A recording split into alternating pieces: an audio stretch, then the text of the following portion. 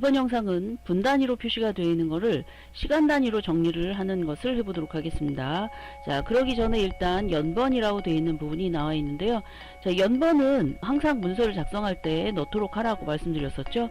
자, 그런데 여기서부터 여기까지는 지금 한 자리 숫자고 그 이후에는 두 자리, 더 밑에 내려가 보면 세 자리로 표시가 되어 있는 경우가 있어요. 자, 이랬을 경우에 가운데 정렬을 했을 경우에 좀 문제가 생기는 경우가 있죠. 왼쪽 정렬, 오른쪽 정렬을 해도 이 자릿수가 안 맞는 경우가 있기 때문에 좀 깔끔하게 보여지게 하기 위해서 자릿수를 좀 정리를 하도록 하겠습니다. 이렇게 영역을 선택을 하고요.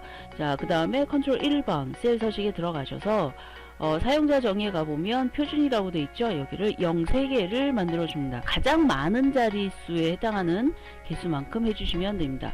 자, 이렇게 하고 확인을 누르게 되면 맨 위로 올라갔을 경우에 자, 보시는 바와 같이 세 자리로 표시가 되죠. 물론 나는 이걸 원하지 않는다 그러면 하지 않으셔도 됩니다. 자, 그 다음에 이제 옆에 시간이라고 표시가 되어 있는데 얘는 날짜와 시간이 같이 표시가 되어 있고요.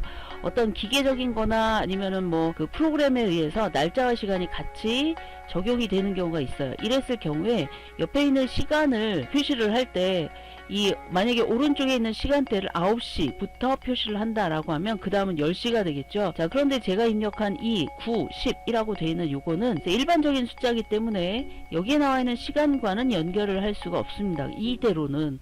그래서 여기 시간이라고 되어 있는 부분에다가 어떤 경우를 해주냐면 equal HOUR이라고 되어 있는 함수를 이용을 해서 옆에 나와 있는 것 중에 시간만 가지고 오는 거예요. 그래서 시간만 표시가 되는데 이런 경우 얘는 우리가 그냥 보기에는 시간이라고 얘기하지만 실제로는 그냥 일반적인 숫자예요. 그래서 이랬을 경우는 얘하고 얘를 비교를 할 수가 있습니다. 자, 그런데 이제 요거를 이퀄을 한 다음에 나는 날짜와 시간으로 여기 표시가 돼 있는데 날짜를 빼고 시간에 관련된 것만 가지고 오고 싶다 라고 할 때는 옆에다가 equal 하신 다음에 time 라고 하는 타임으로 만들어 줍니다. 그래서 타임이라고 되어 있는 거에서 처음에는 시간에 관련된 거를 하게 되는데 그냥 시간을 가지고 올 수 없잖아요. 그러니까 HOUR 시간이라는 것에 의해서 왼쪽에서 시간을 가지고 오고요. 컴마. 자, 이번에는 분을 가지고 와야 되겠죠. 그래서 MINU 라고만 해도 이제 분이 나와요. 탭키 누르시고 자, 그 다음에 다시 이 부분을 찍어줍니다. 클릭하고 가로를 닫고요. 컴마. 자, 그 다음에 초에 관련된 거는 0 가로 닫고 엔터를 치게 되면 9시라고 표시가 되죠. 자, 이랬을 경우에 AM이라는 표시를 안 나오게 하고 싶다 그러면 컨트롤 1번 셀 서식에 들어가셔서 AM, PM을 지우세요. 요거를 이렇게 지우시고 그 다음에 앞에 나와 있는 H라고 되어 있는 것도 두 자리 숫자로 만들고 싶다라고 한다면 H로 그냥 만들어 주시면 됩니다. 하나 더 추가하게 되면 윗자리가 두 자리로 되어 있는 걸 알 수가 있죠. 자, 이렇게 하고 확인을 누르면 표시가 됩니다. 자, 두 개를 한꺼번에 블럭하고 아래를 쭉 내렸을 때 자, 쭉 보시면 어떻게 돼요? 자, 오른쪽에는 C분만 나오고 여기는 C 라만 표시가 됩니다. 자, 이렇게 하고 얘를 밑으로 쭉 내렸을 때 10시 넘어갔을 때도 마찬가지로 똑같이 나오죠. 자, 이랬을 때 9시에 해당하는 걸 만약에 하겠다 그러면 여기서부터 여기까지 해당하는 거를 정리를 해서 오른쪽에 나와 있는 합계라는 부분에 나오게 한다는 뜻이에요. 자, 그런데 지금 나와 있는 합계라고 되어 있는 파란색 부분은 여기에서 여기를 가지고 오기 때문에 쉽게 가지고 올 수가 있어요.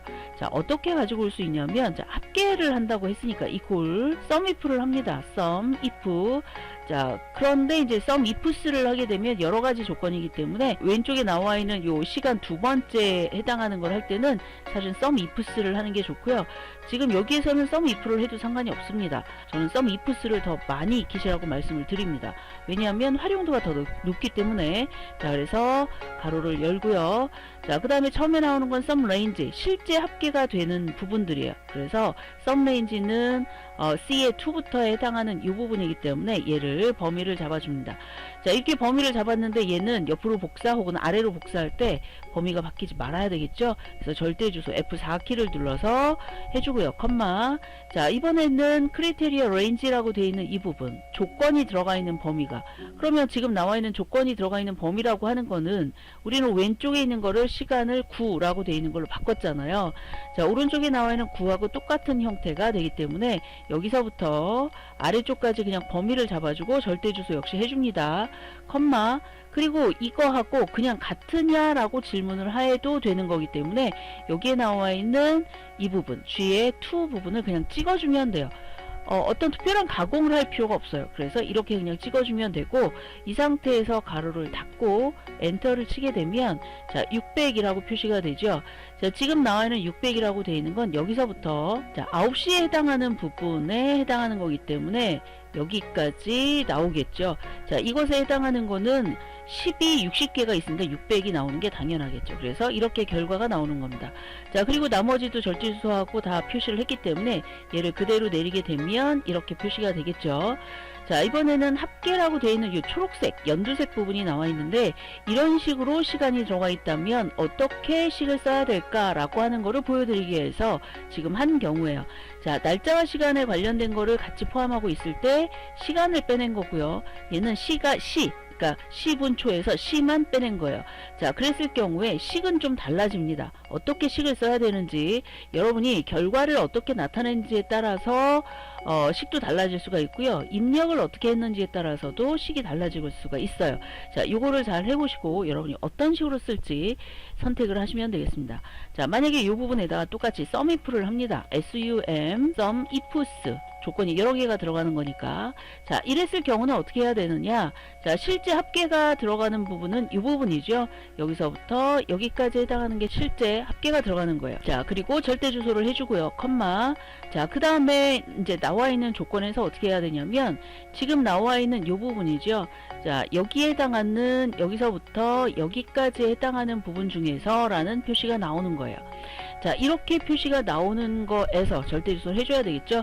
자, 이 부분에서 여기에 나와 있는 9라고 되어 있는 게 있느냐라고 이제 비교를 해야 되는데, 자, 지금 나와 있는 이 9라고 되어 있는 거는 얘하고 비교 자체가 안 되는 거예요. 자, 비교 자체가 안 되기 때문에 그럼 얘를 어떻게 가공을 해야 되느냐. 자, 보통 우리가 이제 뭐 제 영상에도 나와 있지만 시간에 관련된 거에 24시간은 일반적인 숫자 1하고 똑같다고 그랬어요. 그런데 지금 9라고 표시가 됐다는 얘기는 얘를 나누기 24를 해줘야 된다는 뜻이에요. 그래서 얘를 나누기 24를 해줍니다. 이렇게. 자, 24를 해주는데 그냥 얘하고 같으냐 이렇게 질문을 또 할 수가 없는 게 얘는 하나만 얘하고 똑같은 경우지 나머지는 지금 다 다르잖아요. 분이 들어가 있기 때문에. 자, 그래서 어떻게 해야 되느냐. 얘는 9시에 해당하는 이 숫자보다 크거나 같아야 돼요. 크거나 같아야 되는데 보통 우리가 이렇게 쓸 때는 조건식을 쓸 때 따옴표 안에 이렇게 써주거든요. 자, 이렇게 써주는데 지금 뒤쪽에 식이 들어가 있어요. 만약에 지금대로 쓴다면 얘는 계산식대로 안 나와요. 가로 닫고 한번 엔터를 쳤을 때 어떻게 나오는지 한번 볼까요? 자, 지금 0 이렇게 나와 있죠. 만약에 이대로라면 11하고 되어 있는 이 숫자가 나와야 될 텐데 그게 나오지 않고 있어요. 왜냐면 지금 얘하고 똑같은 게 있느냐라고 질문을 하는 거예요. 계산의 결과가 같으냐 이렇게 질문하는 게 아니라. 자, 그래서 얘를 이제 가공할 필요가 있습니다. 그래서 얘를 따옴표를 앞쪽에다 해주고 앰퍼샌드를 하신 다음에 뒤쪽에 나와있는 이 따옴표를 없애주는 거예요. 자, 이렇게 하고 엔터를 치게 되면 2130 이렇게 나와있죠. 자, 왜냐하면 얘는 처음에 나와는 얘보다 큰 값에 해당하는 걸 다 더했기 때문에 그렇습니다. 자, 그렇다면 조건을 하나 더 줘야 되겠죠. 여기다가 컴마를 한 다음에 자, 뒤쪽에 있는 조건을 쓸 건데 앞쪽에 있는 거 그대로 가져다가 부등호 방향만 바꿔주면 돼요. 컨트롤 C, 뒤쪽에다 컨트롤 V를 한 다음에 똑같이 얘를 가지고 비교를 할 겁니다. 이 범위 중에서 컴마. 이번에는 뭐냐면 작은 경우예요. 여기 나와 있는 것보다 작은 경우인데 만약에 그냥 작은 경우 이렇게 하게 되면 이 9시보다 작은 경우니까 나올 값이 없잖아요. 자, 그래서 얘는 G2가 아니라 G3에 해당하는 이 값을 가지고 계산을 해줍니다. 그러니까 아래쪽에 나와 있는 것보다는 작고 위쪽에 나와 있는 것보다는 크다. 그러니까 9보다는 크고 10보다는 작은 그것에 해당하는 값이 나오게 하겠다는 뜻이에요. 자, 이렇게 하고 엔터를 치게 되면 600 나오죠. 물론 얘하고 똑같은 값이 나오는 게 정확한 거고요. 자, 이렇게 돼 있을 경우에 이제 절대 주소가 제대로 되어 있는지 확인을 하셔야 되겠죠. 그리고 밑으로 한번 내려보면 자, 이렇게 표시가 됩니다. 자, 그런데 얘가 왜 안 나오냐? 아래쪽에 있는 숫자가 없기 때문에 그렇습니다.